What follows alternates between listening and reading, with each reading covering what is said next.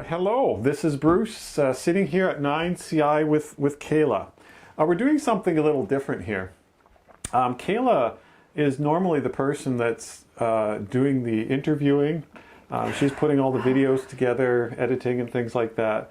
And I thought it would be interesting for you to hear a little bit and know a little bit of where Kayla came into the equation here and her background, because I think it's a great story, and since we were just shooting a video about EMF, living with electrohypersensitivity and this whole field, I was just curious as to what her perspective is on some of these things coming into this field. So thank you for doing this, because I think people are going to be curious. Kayla. Hi. Hi. Thank you for having me here today. Okay. Obviously, we know your background, but for other people, what do you want to share? What's your background? My academic background? Yeah. Okay. So I did my bachelor's in human kinetics, so specializing in human physiology, and then I did my master's in neurophysiology.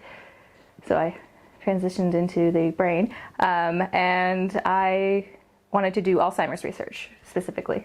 Wow. Okay, so first two things, it makes me insecure already, because you're talking about kinetics and how people move, and so I'm aware of my posture. Yeah. And then, oh, good. I'm glad I can help. Thank you. Don't slouch. Right. Mostly physiological, so like the way the body interacts with itself and its environment. Okay, so this is interesting. Yeah. When I learned that, I was just like, okay, EMF connection, plant that seed, because this will come up in the video. So, okay, that one's done. Now, how you found 9CI, how you found me, can you share that story? This is entertaining. So I had a different job before this, obviously, and it wasn't my cup of tea, but I did get to meet a lot of interesting people, including yourself and David. I was canvassing the neighborhood and happened to knock on both of their doors in the same day, or almost the same day. Yeah, in a few days. Yeah, and got to talking to you, and Bruce, being the insightful individual that he is, asked me what my passions were. Okay. Like, I remember that because I was like, oh, that is such a nice and just like out there thing to ask. That was, thank you. At the time, I remember, I was talking to this person at the door, and it's just like, something isn't matching here. And so, rather than beat around the bush, I actually found myself asking, what is your passion? What is it you want? Yeah. So I told David later on that day, there's an interesting person that knocked on my door, and we were kind of looking for people to get involved with the company at that stage, and then turns out, I guess you had met David the day after, or within around that same time. And David came to me and said, there's this interesting person that she's very interesting, and by that we mean weird. I take weird as being a compliment. It is. Thank you. Yeah. Right. That was a beautiful experience, I think. It was a great way to meet different people. Right. And I learned some stuff that I actually hadn't thought of. Like, you're kind of like aware of it in the back of your mind. Right. But it's something that, like, unless it's actually a problem, you would never. Right. I would never have thought of it. Yeah. I think that gets me into the next group of questions, because so David and I met you and talked to you, and it's like, okay, we've got to find some stuff for you to do. And so your whole background that you described, and we thought, okay, the way things are going in this field, with a growing number of people becoming aware of this, we need somebody to interface with the medical community, with research out there. So I think initially we were thinking of somebody to, assist with research and stuff. But as you'll see later in this video, this might not be a 5-minute video. No. Apologies for that, but that's okay. Kayla is doing a lot more. So my question, and I think I asked you this like a few months ago even, but were you skeptical of like the stuff that we're building and doing? In other words, the whole EMF thing and electrohypersensitivity. When you first started with this company, were you like kind of what is this? Well, no, actually, not immediately. No, I was like, I was watching the meters being built and everything, and like I did trust that they worked, and they obviously do because we've been testing them thoroughly. But I like believe that the meters worked and everything, and I'd heard of electrohypersensitivity beforehand. Okay, you have heard of that as a thing. Okay. But it wasn't until I got into the research more deeply that I was like, oh, this could be like a horrible thing. Oh my gosh, it's so overwhelming. And then I got in, like even deeper into it and realized that it's like, oh no, it's not. It is overwhelming, but it's not just overwhelming. It's very conflicting. There's a lot of contradictory research out there. And so it's not just about reading the research and like taking what they say as truth, which is hard not to do when it's coming from a bunch of like doctorates with a lot more knowledge in the subject than you. But it's about like looking into how they're doing the study and knowing how the waveforms travel and realizing that each study is going to be different. Even if it's done by the same people in the same environment, you're going to get different reflections. And it's going to be very difficult to study the waveforms themselves, let alone mixing in biological effects, because each person, each creature is different and it will react differently. So it's like this could be an issue, but it's like it might only be an issue for like a small percentage, but it's going to be a horrible issue for those people. Yeah, so it sounds like you had a pretty good understanding that you were jumping into not just a small little pond. This was a big ocean. Yeah, I felt it as soon as you start getting into it and you're like sinking. Okay. More. It's like there's a lot of knowledge out there. Right. Yeah. Okay. That's interesting though that you kind of had this this semi-awareness of it sort of thing. One thing I forgot, I think I mentioned this before, I've been a kind of person that, you know, not knowing anything about all of this, it's like if I saw a house that was underneath high voltage power line corridor or a house that wasn't, which house would I pick? Which house would you have picked? Oh, definitely the one without. If it wasn't like a price thing. Okay. Yeah, if it wasn't a price factor, but then realizing that there is serious effects, then I'd be like, I think it's worth an extra. Yeah, I think though, comment on this, but I think there are a lot of people without knowing anything about all this that would choose not to be near a house, right? Underneath high voltage power lines. Definitely. Yeah. So now your friends and family, let's say like after a few weeks of working at 9CI and you see everyone what you're asking doing. me what I'm doing. Yeah, I'm what like, you're doing. I can't really explain it. I'm doing a lot of stuff. Like, so what are you doing? That's what you said at first? Yeah, it's like, what are you doing? Lots of stuff. What are you doing? When you started explaining the details of EMF and health, just like, what did they think? A lot of them were pretty skeptical. They're like, okay, cool, or and I'm like toting like, you know what? It would be better if you were just safe. Like, do you guys want to just be practical about this? And like, isn't it easier to possibly avoid possible carcinogens versus just like not caring if it doesn't affect your lifestyle at all? Okay. Like, all you have to do is like plug your router at night, guys. Maybe not play with your cell phones as much, which is hard to do because I know so many of us are addicted to our cell phones. Yeah. Can't say I'm not, but I do try to like occasionally leave it alone. Right. So you found yourself kind of becoming a voice for this increasing awareness. Mm-hmm. Yes, it's funny. It's hard not to be. Okay, interesting. It's hard not to be because once you start digging into things, right? Yeah, and you want to keep people safe that you care about. So you don't want to let them do things that could be dangerous, even if it's not. But like looking at all the research, I'm like, it might be very, very, very bad for us, but maybe not for everyone. So the precautionary approach. Yeah. So your family now. What did they think? They are all of a sudden like, they're like, oh, we've been talking about this for years. We've known that we should be precautionary about this. Oh, okay, that's where they're at now. Yeah. But initially they were just kind of like a little skeptical. A little skeptical, like sort of, we love you, Kayla, but... Yes, the I love you, Kayla, but, or, oh, Kayla. Yeah. That. I understand the feeling. Okay, good. And it's hard not to be skeptical about stuff. Like I still have moments where I'm like, oh. Right. We were talking about that at the on the last video, right? I think it's human to be skeptical.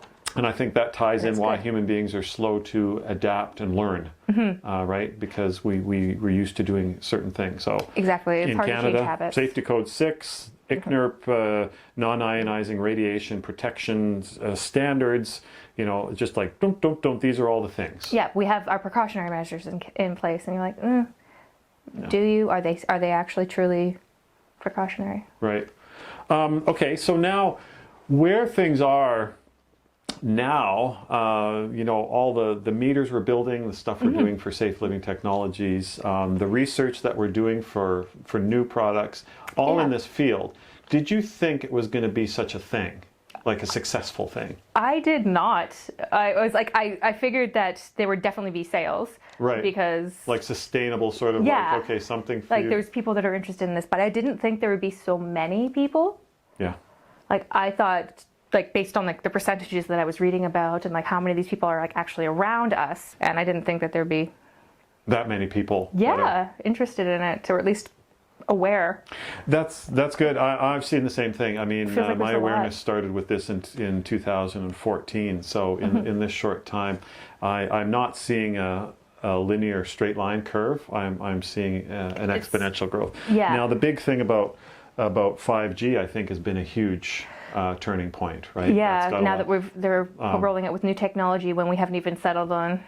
Right. It started with the smart meter technology, right? Yeah, that was where the videos that Josh Del Sol did, and now the 5G thing, right? So,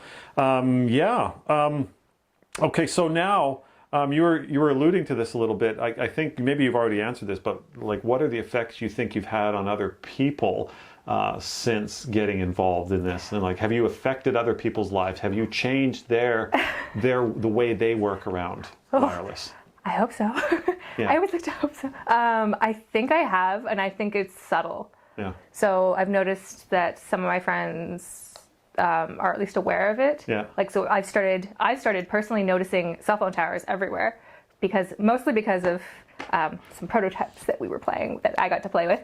I became aware of them because you physically become aware of it. But now that I've been driving and you can see them, I'm like, wow. There are a lot of cell phone towers like along the highways just when you're driving, and they're huge and they're everywhere. I forgot to mention that in the one video when I was describing the early days and the realization in Calgary of how overwhelming it is. How overwhelming. And then suddenly all these things that you really never paid attention to, and then you see cell phone masts everywhere. Yeah, and on the top of buildings. So I think that some people have been, I've made people aware, and that's good enough for right now, because if people are aware of the situation and aware that it could be dangerous, then we can start getting into changing habits a little bit. Yeah, so I think some people have been moving their routers to different places, or maybe turning them off at night, or airplane mode for your phone at night, because you don't need it anyway. Like, you put it on Do Not Disturb, you might as well just put it on airplane mode.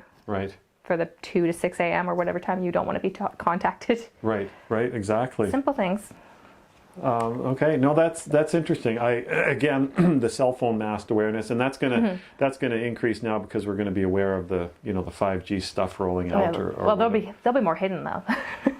But we'll know what to look for. Yeah, we'll figure it out. We'll know, and we'll be showing you lots of pictures as they come out, I suspect too. Yeah. Next Post-it note. I don't know how many there are here, but there are lots of them. This paper will be recycled. What would you say right now to someone that thinks EMF, electrohypersensitivity, all this stuff is just baloney, BS, crap, nonsense, bleep? What would you say to them? I would say, if it is maybe harmful, even if you don't believe it, isn't it better to take a precautionary approach? There's a lot of research that says it is. So we've already got a bit of we've got professional researchers, doctors, scientists, people actually suffering from it. So we have like firsthand individuals who can testify to its harmful effects, measurable harmful effects. But But if they don't choose not to believe, I'm not going to like choke them with information. Right. But be like, that's great, but wouldn't it be better just to be safe? Yeah. Yeah, so we've mentioned that term, I think, a few times in videos, the More than once. precautionary approach. And so many people think that being aware of issues in this field means that you're going to cut off from all forms of wireless communication in this world. And I strongly believe that it is possible to coexist. Yes. And I think, yeah. Okay. Most definitely, especially for people that aren't sick, so they don't need to have very low dose, like maintain almost a nothing. Right. So that's the thing, right? It's just like you're talking to people that, you know, are fine, right? And it's sort of like, and then what you're doing is, it's like, prove to me that it's going to make me sick. I'm like, are you, like, they're like, I'm not sick yet. I'm like, yet? And you might never get sick, but just like you might never get cancer. But yeah, why not do stuff to just, you know, reduce the risk. Reduce the risk, you know. Yeah, for sure. Okay. How have you changed the way you work? Like compared to a year ago, how have you changed the way you work around RF wireless tech? Well, I have recently discovered that I don't mind being hooked up to an Ethernet cable for your computer, because I don't actually have a desktop. Usually I have a laptop, but you plug in. Yeah, but I don't walk around the house with my laptop. So having it plugged into an Ethernet cable, one, it's faster, more reliable connection, and two, it's not that inconvenient. Yeah. Like, it's not like I move around a lot when I'm...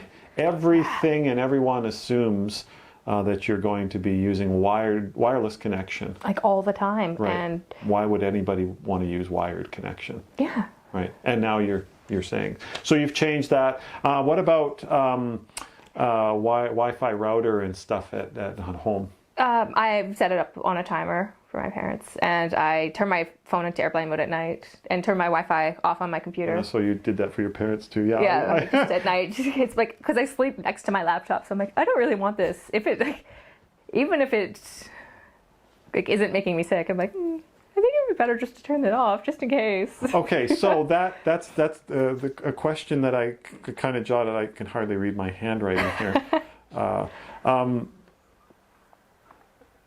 Back in the work, going back to your formal education in physiology, now that you're aware of these things, how does it affect your behavior? And I'm curious about mine, like, you know, anxiety Mindset levels and stuff like that. But I am increasingly aware of it. So sometimes, like, you know, when you're flying, if you go fly anywhere, it's kind of an exhausting experience. Right. It makes me wonder how much of that is just because, you know, you're traveling, there's germs everywhere, people everywhere, it's exhausting. And if it is at all, like that exhaustion, is at all related or linked to the radiation levels?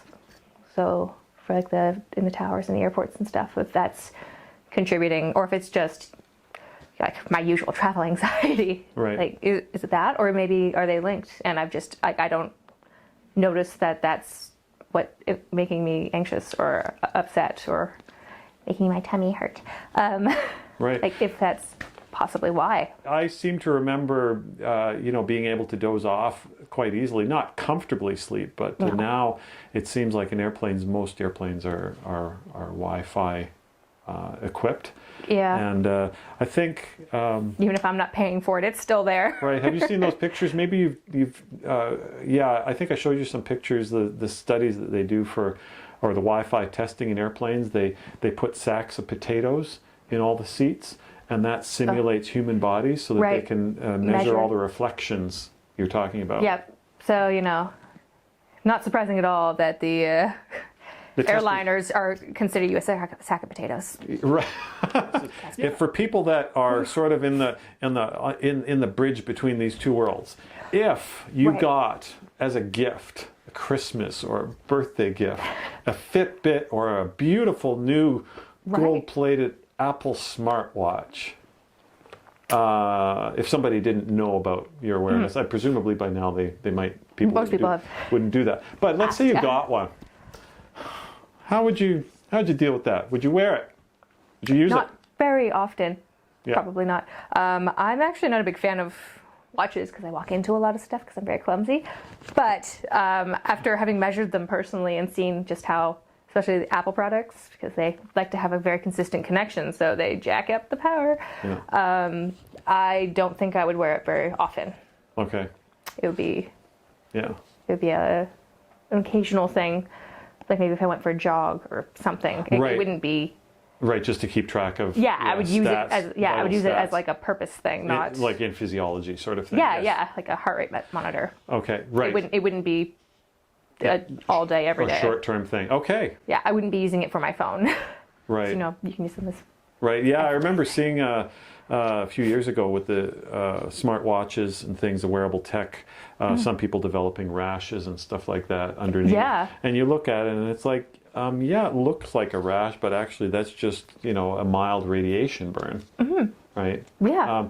You were saying something to me this morning that if you just keep tapping the same spot for hours at a time, that you'll eventually bruise. Yep. If you can very gently tap yourself, and I'm pretty sure it's a form of torture. I did not. With water. I did not know that your tissue would actually bruise, and so it makes me wonder. It's sort of like, okay, so maybe it is possible that long-term exposure to low-level microwave radiation can be a problem. Yeah. Maybe Maybe it's possible. Anyway, now the other thing I just want to share with everyone is like Kayla has started when she started working for 9CI was for research and technical stuff, but then we were in the midst of a production run and we needed some extra help. Put some pictures of yourself up there. Considering your background not in technology, bravo to Kayla, I would say, and thank you, because she can solder now. She has worked under the microscope. I remember after a short time, I was getting you to populate 0603 components, which are pretty small surface mount components, underneath a microscope on the board, and That's fun. So the attitude is just sort of like, okay, I'll do this, and not only that, but the whole area of media production to learn video editing and all the things involved with making podcasts and growing this channel. What you're witnessing actually is the evolution of Kayla is the one responsible for the stuff that you're seeing, and so amazing. So I had a good teacher. Oh, thank you. Thank you. So more to come. But anyway, thank you for doing this, because I think people needed to see a little bit more about you. The person behind the camera going. The person behind the camera. Yeah. So thank you. Thank you, Kayla. Bruce. Yeah. Okay. That was fun. You know what? I'll let you do your 9CI thing for outro. Yeah. Well, thanks for clicking and watching and sticking with us. Please feel free to follow us on YouTube, and we're up on SoundCloud too. So you should definitely subscribe to our channel and see what we're all about. Thank you, Bruce. Yes, she does it better than I do. Okay, thanks. Bye.